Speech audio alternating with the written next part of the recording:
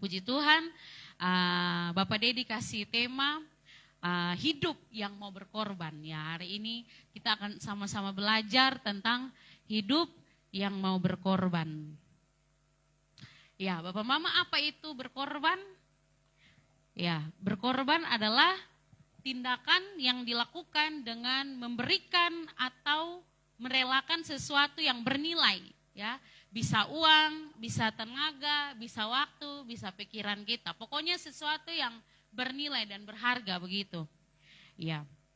Kalau dengar kata berkorban ini, itu rasanya seperti ego kita itu disentuh, ya. Kalau mendengar kata berkorban, seperti ego kita itu diusik begitu, ya. Ada rasa tidak nyaman, ada rasa tidak enak begitu. Nah, ini apa nih? Ini apa lah nih? Ini berkorban apa lah ini? Kurang. Nah, seperti itu. Jadi kalau bicara tentang berkorban, ego kita sedang diusik seperti itu. Nah, Bapak Mama yang terkasih dalam nama Tuhan Yesus Kristus, kita sudah tahu bahwa kita sebagai orang Kristen ini dipanggil untuk hidup sama seperti Tuhan Yesus, ya. Kita dipanggil untuk hidup di dalam kasih. Kita juga dipanggil tentunya untuk hidup mendahulukan kepentingan orang lain daripada kepentingan kita sendiri. Amin, setuju? Ya, itu firman Tuhan yang katakan. Filipi 2 ayat 3 sampai ayat yang keempat. Ya, dengan tidak mencari kepentingan sendiri atau puji-pujian yang sia-sia. Sebaliknya, hendaklah dengan rendah hati yang seorang menganggap yang lain lebih utama daripada dirinya sendiri. Dan janganlah tiap-tiap orang hanya memperhatikan kepentingannya sendiri, tetapi kepentingan orang lain juga. Luar biasa ya Bapak Mama, firman Tuhan sangat jelas sekali. Bahwa kita tidak boleh mendahulukan kepentingan kita, kepentingan orang lain harus di depan seperti itu. Ya Bapak Mama, kita renungkan kita hidup di zaman seperti ini, hidup di zaman yang penuh dengan persaingan, ya. Itu menjadi tantangan sendiri buat kita sebagai anak-anak Tuhan untuk melakukan firman ini. Ya, semua orang berlomba-lomba untuk menjadi siapa yang lebih cepat. Semua orang berlomba-lomba untuk siapa yang memiliki paling banyak. Ya. Jadi tanpa sadar hal ini merangsang kita, ya merangsang semua orang manusia ya untuk lebih mendahulukan dirinya. Ada yang saling injak-menginjak satu dengan yang lain untuk naik lebih tinggi. Kalau mau naik lebih tinggi harus injak yang lain, harus korbankan yang lain, harus jual-jual satu pun nama dulu supaya dia bisa naik, ya kan? Kasih jelek-jelek satu punya nama dulu, baru dia bisa naik. Ya seperti itu, kita hidup di zaman yang penuh dengan persaingan. Jadi tanpa sadar kalau kita juga orang percaya tidak hati-hati, kita bisa masuk di lingkaran itu. Supaya kita bisa jadi orang yang terdepan, supaya kita bisa menjadi orang yang terkemuka. Padahal prinsip firman Tuhan bilang apa? Kalau siapa yang mau menjadi yang paling tinggi, yang mau menjadi yang paling utama, dia harus menjadi seorang pelayan. Dia harus melayani yang lain. Itu baru dia menjadi yang paling tinggi, yang paling utama, seperti itu. Ya Bapak Mama, tentu saja kita sudah tahu, kita punya contoh dan teladan dalam hal berkorban, yaitu siapa? Tuhan Yesus Kristus. Kita tidak perlu lagi, kita perlu selalu bicarakan, kita harus selalu ingatkan kepada diri kita bahwa Tuhan Yesus itu berkorban untuk hidup kita. Kita yang seharusnya mati binasa, hari ini tidak tahu kita nih keadaan di mana, bagaimana, tapi karena Tuhan Yesus berkorban menggantikan kita yang harusnya disalib, dia menggantikan posisi itu. Lalu kita diselamatkan, kita dibebaskan. Kita diberikan hidup yang kekal. Ya, 1 Yohanes 3 ayat 16. Demikianlah kita ketahui kasih Kristus, yaitu bahwa Ia telah menyerahkan nyawanya untuk kita. Jadi, kita pun wajib menyerahkan nyawa kita untuk saudara-saudara kita. Ada yang di sini sudah berani mau serahkan nyawa untuk saudara-saudara? Berkorban nyawa ada? Ya, itu sudah another level ya, itu sudah tingkat dewa, itu kayaknya dia pun kerohanian itu sudah tingkat tinggi betul-betul tuh kalau sampai dia mau merelakan nyawa. Ini jangankan merelakan nyawa, lu sentuh beta sedikit saja, beta menyala nah. Lu jangan sentuh beta po ego sedikit saja. Ya, itu keadaan kita terkadang sebagai orang percaya.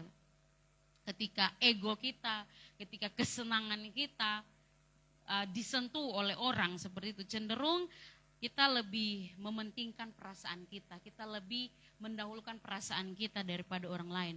Nah, Bapak Mama yang terkasih dalam nama Tuhan Yesus, kita perlu satu dorongan atau motivasi untuk kita terus berani berkorban, untuk kita terus berani melakukan pengorbanan dalam hidup kita. Nah, pagi hari ini kita akan merenungkan 3 hal, kita akan belajar 3 hal, 3 motivasi atau dorongan supaya dalam berkorban, ya, untuk kita bisa terus berkorban dalam hidup kita seperti yang Tuhan Yesus telah ajarkan kepada kita. Bapak Mama, yang pertama, rasa syukur atas hidup yang kita jalani. Jadi Bapak Mama, hendaknya pengorbanan yang kita lakukan dalam hidup kita itu berangkat dari rasa syukur atas apa yang Tuhan telah beri dalam hidup kita.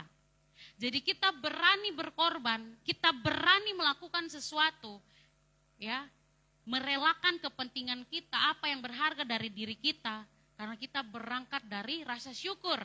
Kita memiliki rasa syukur karena apa yang telah Tuhan perbuat dalam hidup kita. Tuhan telah lebih dahulu melakukan itu di dalam hidup kita, sehingga kita juga ingin melakukannya bagi Tuhan dan sesama.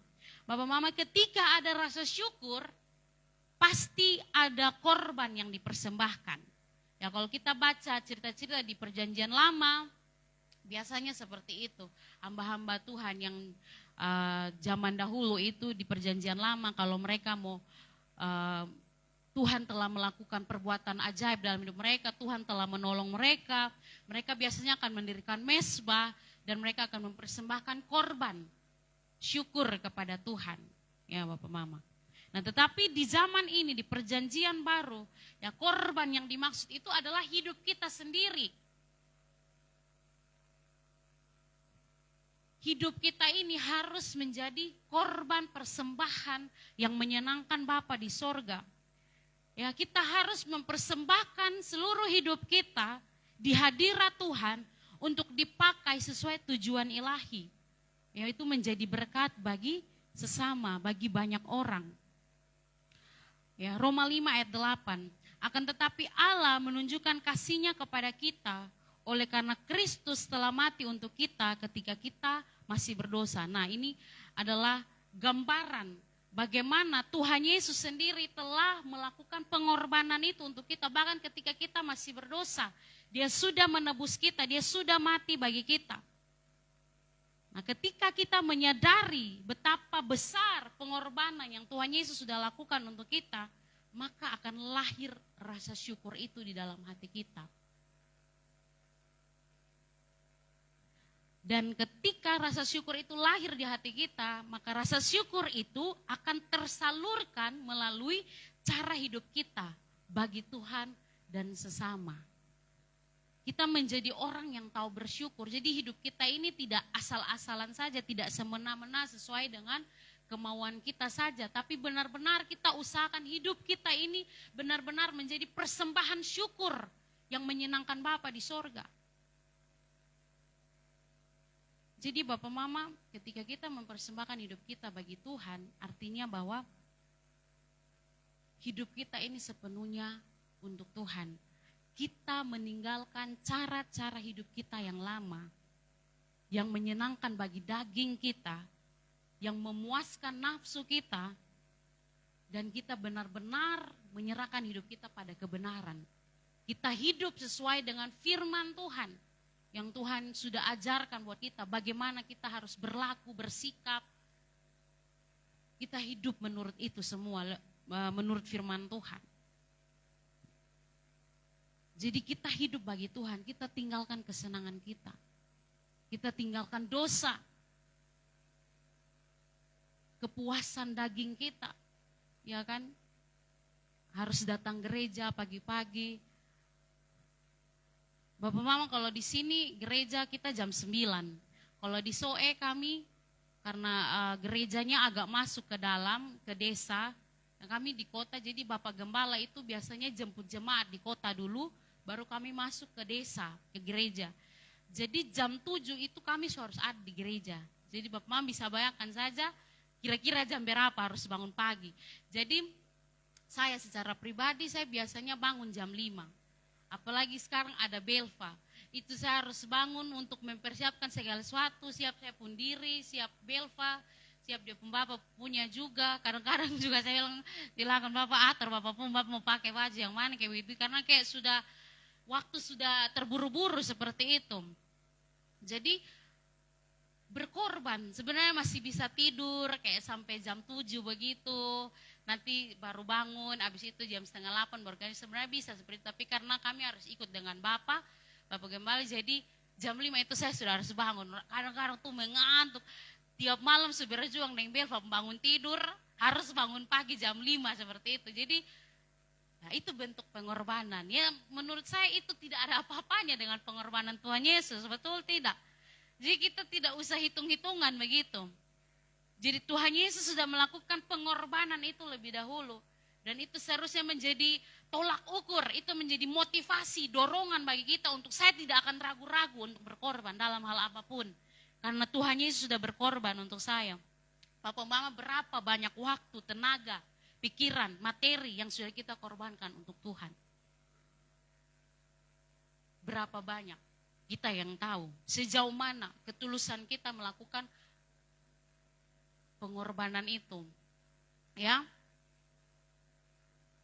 Seperti tadi saya bilang, kadang-kadang kita tuh masih suka hitung-hitungan dengan Tuhan, ya kan? Masih suka hitung Tuhan, beta nih kan su begini, beta nih su berkorban ini, berkorban itu. Masa sih beta cuma dapat begini, cuma dapat begitu. Masa sih beta harus berkorban terus begini. Kita kadang masih suka hitung-hitungan dengan Tuhan. Kadang kita juga masih menggerutu, kita masih mengeluh, ya kan? Seperti itu. Ada juga orang-orang kita yang melayani ini, kita kadang-kadang melayani juga hanya untuk mencari keuntungan, kepuasan diri kita semata. Kadang juga kita juga berbuat baik dengan sesama juga, kadang kita untuk dapat pujian. Jadi kadang motivasi kita itu masih salah juga seperti itu. Bapak Mama, jangan. Kita jangan berkorban untuk motivasi-motivasi yang lain. Biarlah kita berkorban karena Tuhan Yesus sudah berkorban untuk kita lebih dahulu. Apa yang Tuhan Yesus lakukan itu jauh lebih besar daripada apa yang pernah dan dapat kita lakukan, Bapak Mama. Jadi jangan pagi hari ini di hadirat Tuhan, saya mau ingatkan kita semua termasuk diri saya sendiri, karena saya juga masih manusia. Mari kita sama-sama belajar melakukan sesuatu untuk Tuhan tanpa hitung-hitungan. Tanpa hitung untung rugi. Karena kalau Tuhan Yesus tidak mati buat kita di kayu salib, kita sudah mati. Mau hitung-hitungan apa dengan Tuhan? Semua yang kita punya ini juga dari Tuhan. Nafas hidup, kekuatan, kesehatan, harta, kekayaan, itu semua dari Tuhan. Lalu kenapa kita mau hitung-hitungan dengan Tuhan? Tidak pantas sekali Bapak Mama, sangat tidak pantas. Sangat memalukan kalau kita berhitung-hitung dengan Tuhan.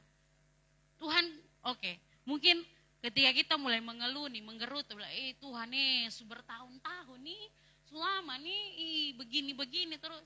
Tuhan bilang, oke, mari kita duduk berhadapan dan kita mulai hitung-hitungan. Kamu duluan, habis itu baru saya. Tuhan Yesus tinggal pukul telak satu kali, saya mati di kayu salib. Selesai. Tidak ada lagi. Jadi memalukan sekali Bapak Mama kalau kita masih hitung-hitungan, kita masih mengeluh, menggerutu dengan Tuhan. Baru berkorban sedikit kita merasa seperti satu dunia ini kita yang selamatkan. Ya kan? Seperti itu. Jangan Bapak Mama, biarlah kita memiliki motivasi yang benar. Bahwa rasa syukur, saya berkorban ini karena rasa syukur saya. Bukan karena ada apa-apanya saya mau diberkati atau apa bagaimana, tidak. Tapi saya bersyukur karena Tuhan telah melakukannya untuk saya. Yang kedua Bapak Mama, motivasi dan dorongan dalam berkorban yaitu ketaatan Bapak Mama. Kita mau berkorban dalam hidup kita ini sebagai bentuk ketaatan kita kepada Tuhan. Nah, contoh firman Tuhannya itu tentang janda di Sarfat Bapak Mama. Ketika kelaparan terjadi, ya Tuhan menyuruh Nabi Elia untuk pergi menjumpai janda di Sarfat, ya untuk mendapat makanan dari janda itu. Jadi sebenarnya Tuhan punya maksud ilahi begitu, bukan hanya sekedar untuk Elia saja, tapi Tuhan punya maksud ilahi untuk janda di Sarfat itu juga, seperti itu. Jadi Elia pergi, ketika Elia sampai di sana, ini janda ada kumpul-kumpul kayu, dan dia mau buat roti terakhir untuk dia dan dia punya anak. Dan kalau kita baca di situ dia bilang ini makan habis katong mati begitu. Jadi Elia kasih tahu pejanda ya, sebagai hamba Tuhan saya kalau di posisi Elia tuh, wah saya apalagi seorang baperasaan ketika Tuhan bilang lu pergi di itu janda, baru ketika saya pergi begini saya lihat itu janda hanya dengan dia anak dia sutua, baru hanya tinggal tepung sedikit dan minyak, aduh saya kayaknya langsung kayak ay Tuhan nih kayaknya sonde Tuhan bet son tega bet son sang. Tapi Elia kasih tahu, Elia bilang apa yang Tuhan firmankan kepada dia. Bahwa Tuhan bilang, kamu harus buat roti lalu kasih saya yang makan duluan. Wis, kasih saya yang makan duluan, baru nanti kamu dan anakmu makan. Itu sesuatu yang sangat sulit ya Bapak Mama ya. Coba kita posisikan diri kita di posisi janda itu. Ini ada kelaparan di mana-mana Bapak Mama. Ini harapan terakhir cuman ini tepung dan minyak sedikit saja ini. Lalu Elia datang, seorang hamba Tuhan, wow, seorang hamba Tuhan datang dan bilang bahwa suara Tuhan, bahwa Tuhan yang suruh. Kasih makan beta duluan, baru lu lupu anak makan, begitu. Respon janda itu seperti apa Bapak Mama? Memang dia menyampaikan bahwa ini tepung dan ini minyak nih, beta buat habis roti, beta dan anak makan, habis itu otong sumati. Roti terakhir dalam hidup. Ya, tapi apa yang dia lakukan Bapak Mama? Dia memilih untuk taat. Dia memilih untuk taat. Bapak Mama, tolong jangan anggap cerita dalam Alkitab itu dongeng ya. Ini kisah nyata. Ini benar-benar terjadi. Supaya kita jangan merefleksikan ke dalam hidup kita kayak itu mustahil, tidak mungkin, saya tidak akan lakukan itu. Itu hanya cerita dongeng. Kita harus benar-benar memandang cerita Alkitab itu sesuatu yang nyata, memang nyata adanya. Dan itu terjadi. Janda ini memilih untuk taat Bapak Mama. Ya meskipun dengan resiko ia dan anaknya kehabisan bahan makanan, kemudian mereka akan mati. Hari itu atau mungkin besok. Ya, tapi dia memilih untuk taat. Dia memilih untuk mendahulukan kepentingan Nabi Elia. Ini satu pelajaran berharga. Dia mendahulukan apa yang Tuhan perintahkan, apa yang Tuhan suruh lewat Nabi Elia. Dia lakukan itu. Saya yakin janda itu percaya bahwa ketika dia mendahulukan kepentingan Elia, maka Allah yang memikirkan kepentingannya. Nah seharusnya ini juga menjadi motivasi kita Bapak Mama. Kita taat melakukan firman Tuhan tanpa pikir hitung kali bagi. Karena kita tahu bahwa Tuhan yang akan memperhatikan hidup kita. Misalnya ketika kita disakiti, saudara disakiti. Tuhan suruh ampuni orang itu, ampuni dia. Maafkan dia yang berbuat salah kepadamu. Ya supaya orang itu mendapatkan pemulihan, belas kasihan Tuhan dalam hidupnya. Bapak Mama pada titik itu ada ego, ada perasaan kita yang dikorbankan. Betul tidak? Kalau kita memilih taat mengampuni orang itu. Ada ego kita, ada perasaan kita yang dikorbankan. Mungkin kita bertanya, lalu bagaimana dengan perasaan saya? Lalu bagaimana dengan hati saya? Siapa yang peduli dengan hati saya yang hancur ini? Jawabannya apa? Tuhan. Dia yang akan memulihkan hati saya dan saudara yang hancur karena berkorban untuk mengampuni orang yang menyakiti kita. Tuhan yang akan memungut serpian-serpian hati kita yang hancur dan dia yang akan menyatukan, membalut. Dia akan memulihkan hati kita. Dia bertanggung jawab atas hidup saya dan saudara. Ketika kita mau berkorban, mendahulukan kepentingan orang lain. Bapak Mama, di dalam Kristus selalu ada jaminan bagi kita. Di dalam segala perkara. Kristus adalah jawaban hidup kita. Jadi apapun masalah, persoalan, tantangan yang kita hadapi, jaminannya adalah Kristus. Sekalipun kita hari ini dituntut untuk berkorban, yang akan menjamin itu adalah Tuhan. Bapak Mama. Luar biasa Bapak Mama. Kadang-kadang Tuhan tuh juga uji kita juga. Ya pada saat kita punya pas-pasan ya, tapi Tuhan gerakan untuk berkati orang lain.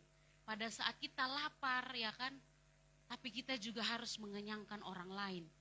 Kadang-kadang Tuhan uji seperti itu untuk melihat sejauh mana kita mau taat melakukan firman. Sejauh mana kita mau berkorban seperti Kristus yang telah berkorban bagi kita. Kadang-kadang kan kita mau berkorban itu karena kita takut perut kita lapar, kita kurang dan sebagainya. Karena apa? Kita tidak mempercayai pemeliharaan Tuhan dalam hidup kita. Seperti janda ini, sekalipun saya kasih keluar semua yang saya punya, saya kasih karena memang Tuhan suruh saya lakukan. Saya tidak punya apa-apa, nol. Tapi saya percaya bahwa Tuhan akan isi itu kembali.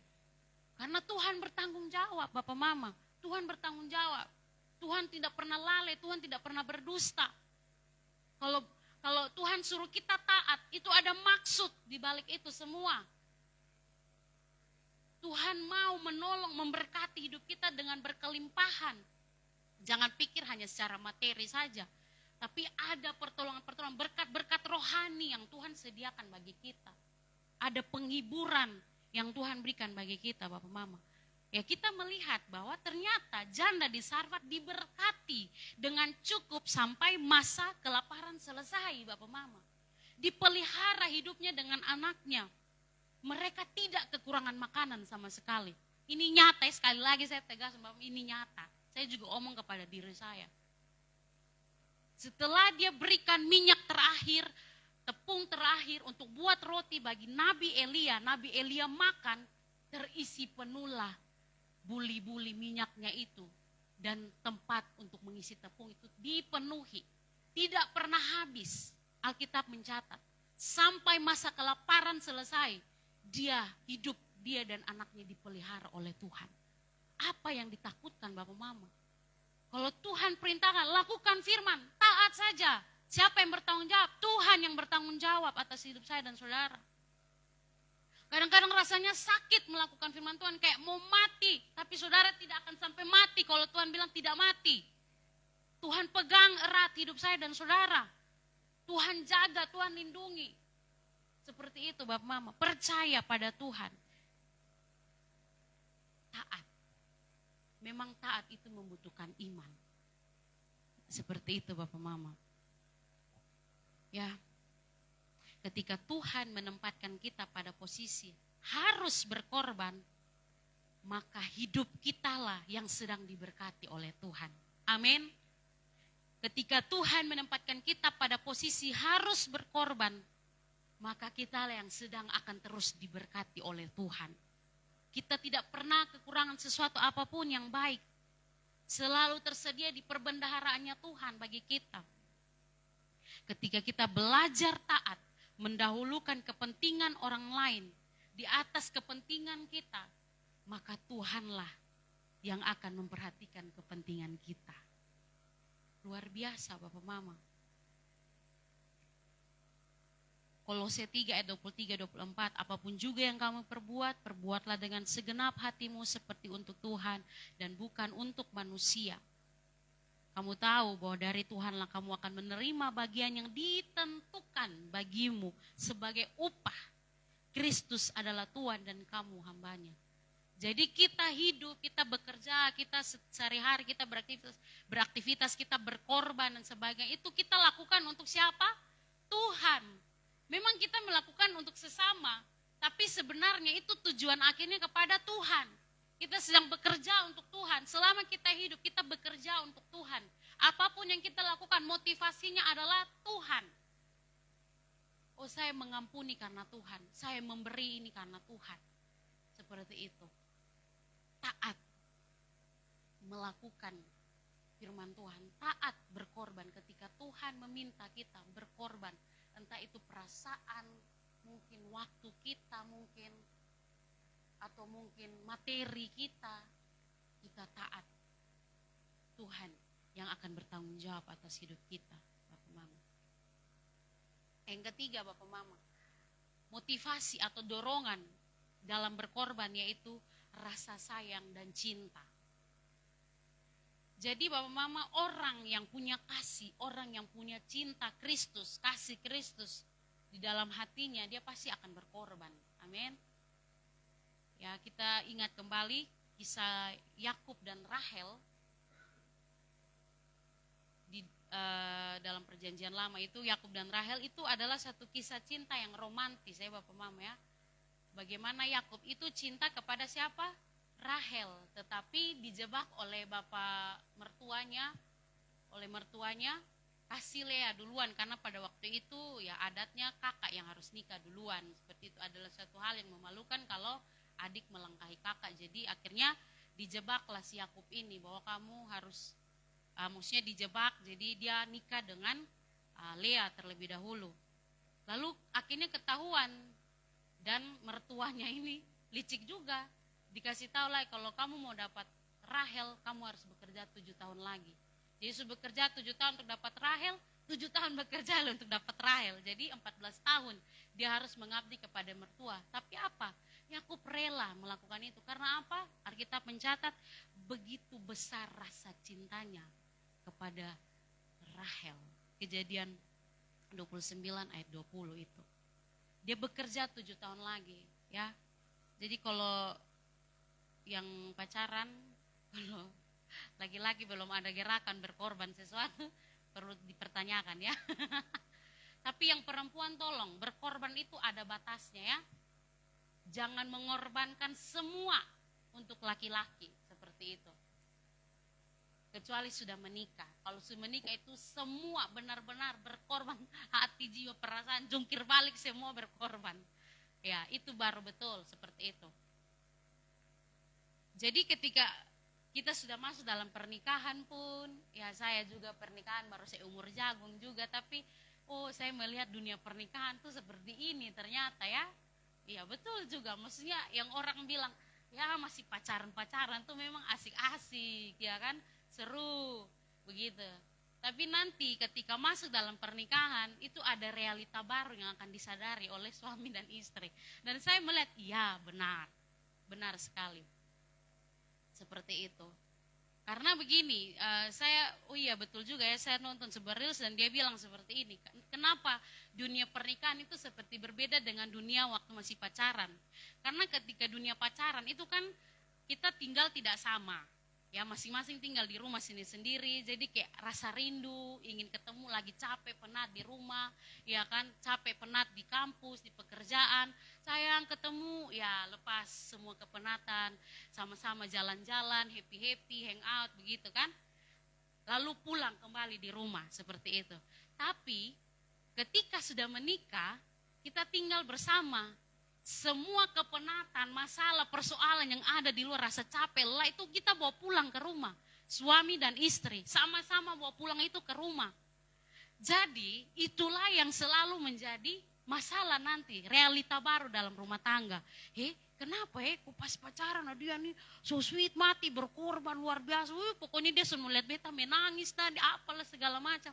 Tapi kenapa setelah menikah kok jadinya masing-masing memikirkan perasaan sendiri, jadinya ego-ego masing-masing.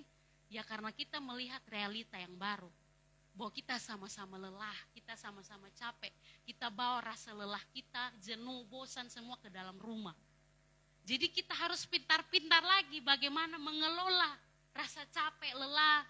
Suami harus turun, istri juga harus turun supaya sama-sama ketemu di tengah. Itu memang luar biasa. Itu realita yang sangat luar biasa. Jadi untuk yang mau menikah, ya seperti itulah kira-kira gambaran awal dari kakak yang baru menikah. Ya jadi seperti itu, tapi jangan takut menikah, karena kita menikah karena Tuhan. Ada kasih Tuhan yang akan menuntun kita. Kita tidak perlu takut seperti itu.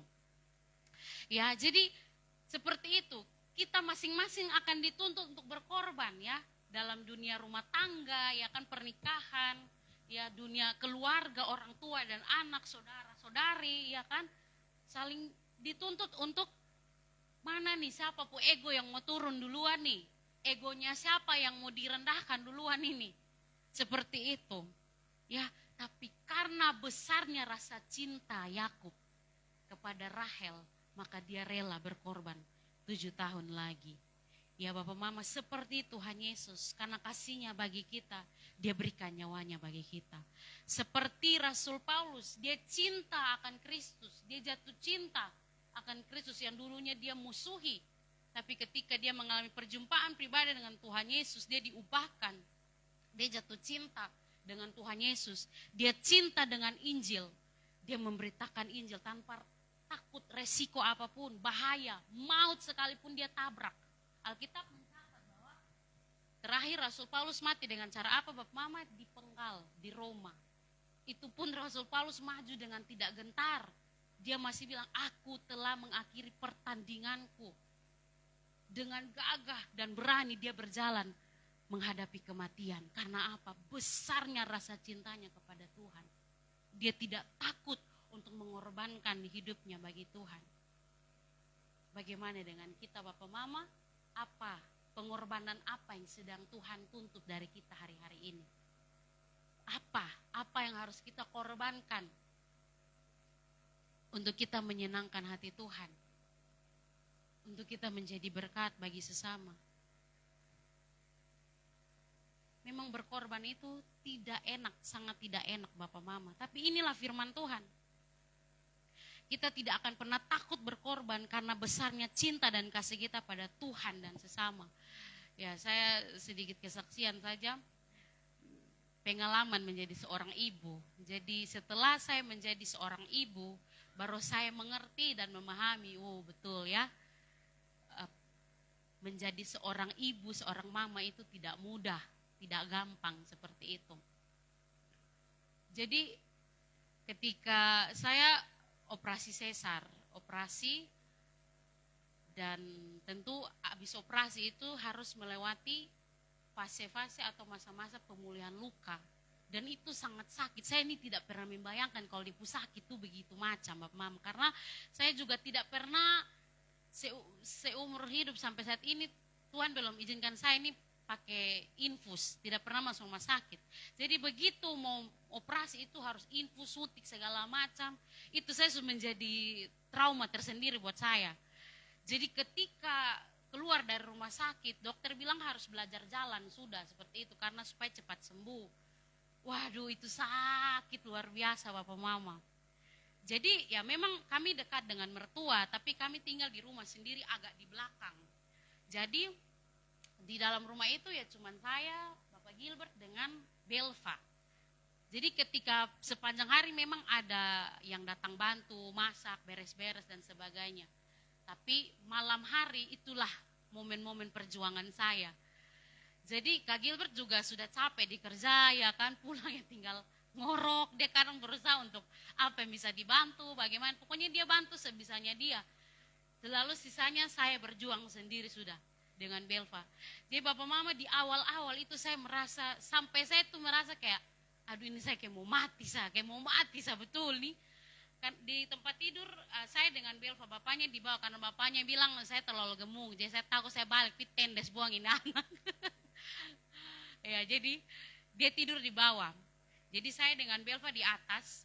Jadi setiap malam itu Belva pasti kan rewel, minta susu.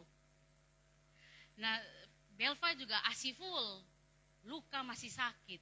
Aduh Bapak Mama, mau bergerak, mau bangun saja itu sudah setengah mati. Sekali apalagi mau bangun dari tempat tidur itu butuh perjuangan yang luar biasa.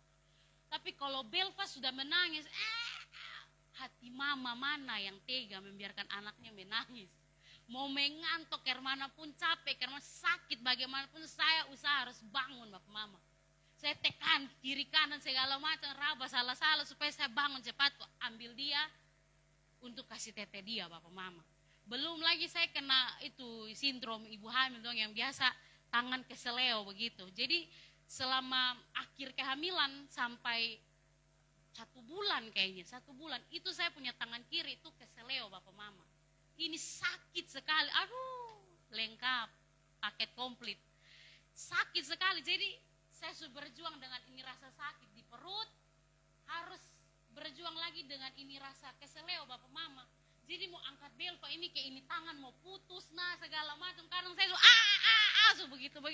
Nanti Kak Gilbert kalau tercapai dia gini begini, aduh itu saya kayak jengkel sekali dalam hati tuh kayak, aduh saya kayak mau teriak saja tapi ya mau bagaimana kan tidak mungkin Kak Gilbert yang menyusui kan. Jadi ya, itulah bentuk pengorbanan seorang ibu begitu. Jadi karena besarnya rasa cinta dan rasa sayang kepada Belva, saya harus bangun. 1 bulan saya berjuang seperti itu Bapak Mama. Aduh. Sampai-sampai kalau saya rasa saya sudah mampu, saya bilang Tuhan kayaknya saya mati, saya sudah ini. Serius Bapak Mama. Aduh, luar biasa sekali perjuangan. Tapi toh juga terlewati juga Bapak Mama. Terlewati juga. Hal-hal yang menurut kita berat, sakit pada waktu itu. Toh Tuhan mampukan kita lewati juga. Dan hari ini saya sudah lupa rasa sakitnya seperti apa. Saya hanya ingat saya sakit sekali waktu itu. Tapi saya sudah lupa rasa sakitnya itu bagaimana begitu. Ya kita lewati juga Bapak Mama seperti itu. Bilva sudah besar. Sekarang lagi masuk fase lagi. Makan lagi, aduh saya tadi datang sini saya langsung hal pertama yang saya bawa dengan ibu adalah saya bilang, saya tanya adik Karmana sudah makan, GTM tidak, Bilva ini kadang-kadang mau buka mulut, mau makan, kadang-kadang tidak, pagi-pagi saya sulapar, aduh Bilva mama sulapar, stres ini belum apa-apa, aduh luar biasa betul, belum mandi masih bau keringat segala macam, anak suangi duluan bersih. Saya jadi merenungkan ya, seorang ibu itu luar biasa betul pengorbanan. Saya bilang saya baru 1, yang sudah 2, 3, 4, 5, mama dengan dulu 11, 12 anak, tuh ke mana tuh? Kaki di kepala di kaki, aduh pantas saja kok kita mau kadang-kadang berubah jadi monster. Iya kan? Atasi 5, 2 lebih bikin masalah, iya kan? Jadi saya dulu ada takut-takut ya Bapak Mama. Saya ini kan ya ibu baru jadi belajar nonton reels. Kalau jadi mama harus begini. Tidak salah, mama kita harus belajar mengubah pola-pola yang salah. Seperti itu. Jadi tapi ketika saya melihat aduh tekanan luar biasa nih. Dia sudah mau buka mulut, kau makan. Saya kayak lapar di sini kan. Aduh ini mau baterai aku mau gitu kan. Ya kan saya kadang saya jadi takut sini. Aduh jangan sampai saya ini jadi monster nanti nih. Aduh. Jadi kayak saya ini ada jaga-jaga supaya Mama Rodi akan jadi monster pada waktunya. Supaya kamu jangan salah-salahkan Mama terus. Kenapa Mama marah-marah, baterek. Saya jadi mengerti. Oh iya karena capek, lelah. Urus anak, urus suami, urus rumah tangga, belum lagi kalau yang bekerja itu saya acungi jempol betul-betul. Jadi memang harus saling memahami dalam rumah itu. Waduh luar biasa sekali. Jadi saya angkat topi lah untuk ibu-ibu, untuk Mama Rode begitu. Saya jadi belajar untuk kayak respect begitu dengan Mama. Jadi saya dengan Mama itu kayak kucing dan tikus juga ya. Ya. Baku sayang, tiba-tiba baku marah, baku sayang, baku marah. Tapi setelah saya menjadi ibu, saya kayak benar-benar, aduh Tuhan, tolong. Supaya saya respect lebih lagi kepada mama saya. Karena menjadi ibu itu tidak mudah seperti itu. Ya, karena besar rasa cinta dan kasih sayang. Jadi ya sebagai anak-anak, mari kita belajar ya, kita mengasihi orang tua kita juga. Karena luar biasa pengorbanan. Jangankan ibu, bapak juga ada pengorbanannya, iya kan? Bapak mungkin punya hobi begini dan begitu sebagainya, tapi harus berjuang, bekerja, cari nafkah juga untuk menghidupi keluarga. Itu juga bentuk pengorbanan seperti itu. Jadi dalam rumah tangga juga kita sebagai suami istri jangan merasa ini yang saya rasakan. Saya kadang-kadang kalau di rumah saya sudah capek urus Belva, dari pagi malam putar balik semua itu urus Belva, urus dalam rumah kan. Saya merasa capek. Jadi kadang-kadang Kak Gilbert pulang dari kantor, saya tuh ingin melampiaskan rasa lelah saya itu kepada dia. Kayak kadang-kadang juga saya sadar bahwa kadang saya egois, saya kayak merasa kayak saya paling capek begitu. Saya merasa bahwa dia pikir kantor tuh kayaknya tidak capek juga begitu. Ya kan? Jadi kadang-kadang saya anggap remeh. Saya ini yang paling capek, ya kan? Lalu Kak Gilbert lagi, lah terus saya mau mengeluh capek disapa, saya juga capek, saya juga kerja. Nah, pergolakan-pergolakan seperti inilah yang dibutuhkan pengorbanan di dalamnya Bapak Mama. Dan itu tidak mudah, kita harus belajar setiap hari, saling menghargai antara suami istri itu. Ketika kita merasa lelah, kita ingat bahwa pasangan kita juga pasti lelah. Kita merasa sedih, kita juga harus ingat bahwa pasangan kita juga pasti punya rasa sedih. Saya mengerti, kadang-kadang kita perempuan ini egois juga Bapak Mama. Kita kan perasa, jadi kadang-kadang kita tuh ingin kita yang lebih dimengerti begitu. Kita mau suami kita yang lebih mengerti kita begitu karena kita perasa. Kadang-kadang saya duduk dan saya renungkan, Debbie, Kalau seandainya suami kamu coba mengerti, memahami kamu terus, kamu sedih, kamu curhat dia. Lalu kalau dia sedih, dia curhat di siapa kira-kira? Lalu kalau dia capek, kira-kira dia mengeluh di siapa? Itu saya jadi kayak, oh iya ya betul ya. Harusnya saya juga menjadi tempat pulang untuk suami saya. Harusnya saya juga menjadi tempat suami saya bersandar. Ini Joshua Kio ketawa, ini kenapa ini? Iya kan? Ini benar ya Pak Joshua ya, belajar.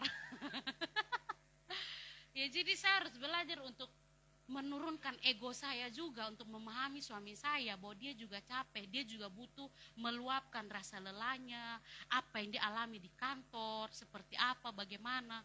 Jangan suami bilang, lu tahu kok Sony ini tadi beta urusin begini. Dia tidak ada ruang lagi, oh iya.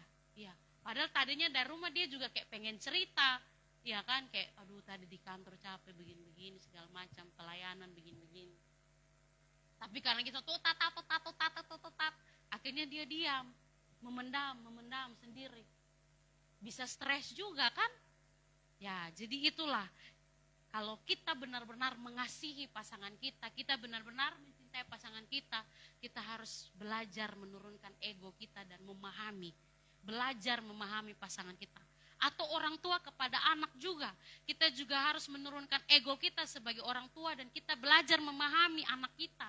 Sebenarnya dia nih melawan karena apa?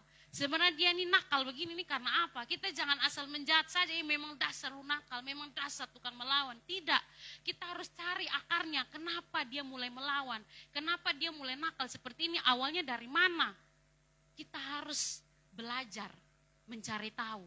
Dan kita dengan hikmat Tuhan, kita membimbing kembali anak itu, seperti itu. Wih, omong nih seolah-olah Bilva masih 6 bulan. Tapi itu yang saya pelajari Bapak Mama dari sudut pandang firman Tuhan. Kita belajar dengan sesama kita, saudara, keluarga kita.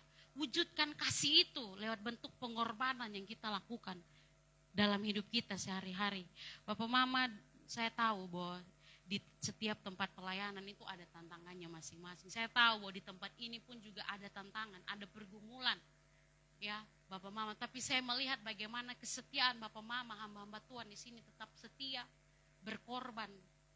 Berkorban apa yang bisa dilakukan, diberikan, Bapak Mama sudah lakukan sejauh ini. Saya sangat bersyukur dan saya sangat bangga melihat Bapak Mama di tempat ini. Di semua tempat ada tantangan dan disitulah Tuhan ingin melihat sejauh mana kita mau belajar berkorban, taat, mengasihi Tuhan, pelayanan, gereja, jemaat, seperti itu Bapak Mama. Terakhir saya bersaksi tentang bagaimana saya juga diberkati lewat kehidupan mertua saya juga. Jadi ketika saya melihat bahwa Tuhan itu luar biasa, dari satu fase hidup ke satu fase hidup, Tuhan bawa saya untuk belajar banyak hal begitu. Ketika saya berangkat dari Hope dan saya pindah ke Soe, Tuhan buka mata saya untuk belajar lagi tentang pelayanan itu seperti apa. Jadi Bapak Mama, yang tadi saya sudah bilang bahwa pelayanan kami itu masuk ke desa, dan desa itu adalah, ya kalau anak Soe di sini pasti tahu ya, Kuatae, Leobisa, itu adalah daerah longsor Bapak Mama. Ya kalau sudah musim hujan begini, ini kalau hujan terus menerus, tambah dengan angin keras lagi, angin kencang, itu bahaya, itu rawan sekali untuk desa itu. Nah gereja itu ada di bawah, jadi melewati perjalanan itu gereja di bagian bawah. Dan tahun lalu kayaknya ya, tahun lalu itu hujan luar biasa, angin, dan akhirnya longsor. Jadi perjalanan menuju gereja itu benar-benar rusak parah, rusak sekali. Jalannya sampai terkubur, pohon-pohon tumbang dan sebagainya.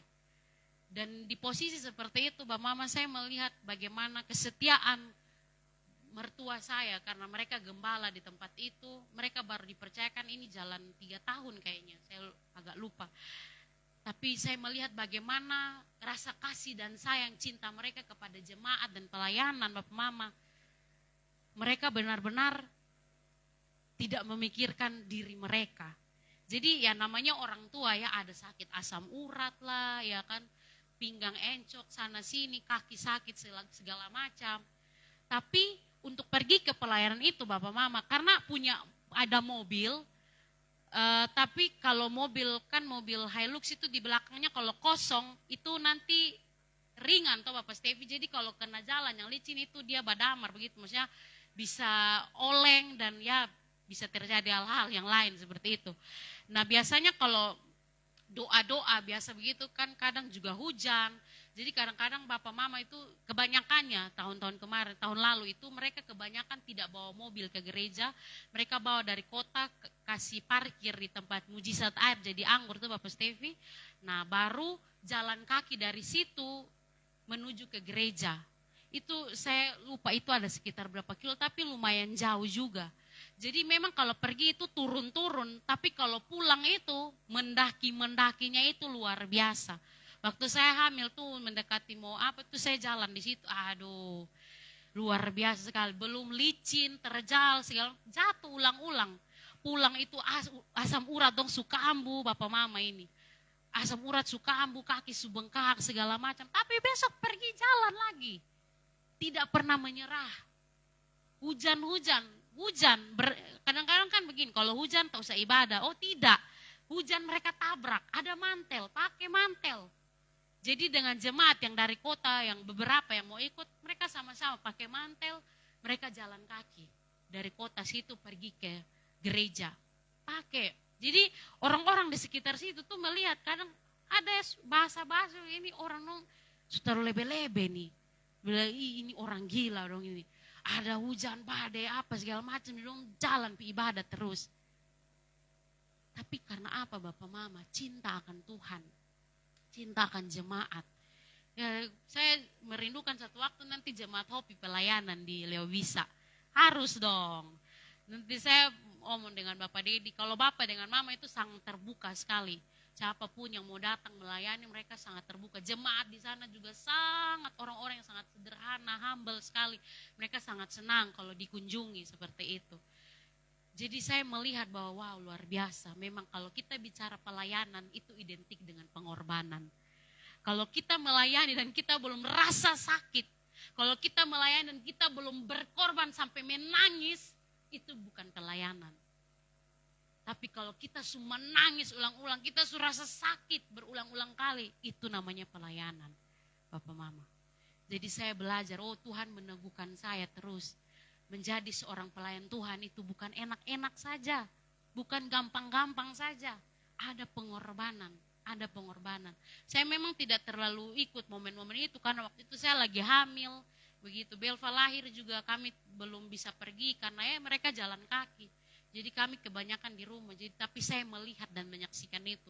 Bagaimana mereka berjuang. Jemaat yang di desa juga, kalau ibadah di kota, meskipun hujan apa, mereka juga jalan dari desa, datang ke kota. Begitu semangat dan antusias, mengiring Tuhan, melayani Tuhan. Jadi Bapak Mama, inilah firman Tuhan, perenungan bagi kita, kembali menjadi pengingat bagi kita. Kita mungkin sudah dengar firman Tuhan ini berulang-ulang kali. Tapi Bapak Mama, mari firman Tuhan hari ini datang untuk meneguhkan kita. Apa yang sedang menjadi tantangan kita, pergumulan kita hari ini. Pengorbanan seperti apa yang Tuhan sedang minta tuntut dari kita. Mari kita ingat pengorbanan Kristus. Kita jadikan itu patokan untuk kita terus belajar taat. Kita terus bersyukur. Dan kita mengungkapkan rasa cinta, kasih kita kepada Tuhan lewat setiap pengorbanan yang kita lakukan. Amin buat firman Tuhan.